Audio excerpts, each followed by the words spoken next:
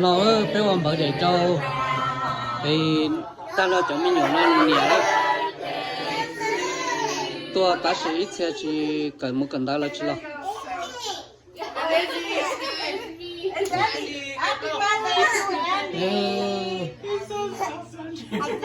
Okay, see you again. Happy birthday. Happy birthday John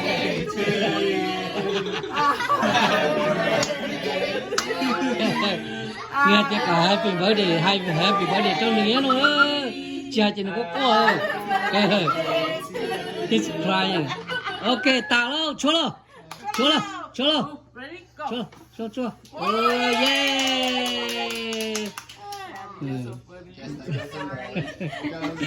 ô bọn con đi thọc bên nhá tới chấm lại là chỉ một cây hộp ly trong cái nhỏ quá rồi được chưa Okay.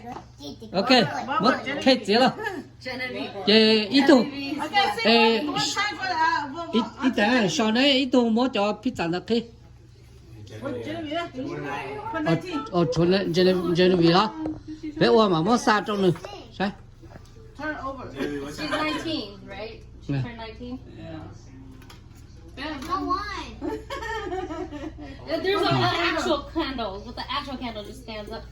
Wait, at the 4 and at the 9. trên vì bé ôm bởi để nó có không có chỉ lo thì bé bởi để nó có thế trong món mì á trong món mì á trong này ăn Okay, blow. Blow the candle. For Genevieve. tạ ơi yeah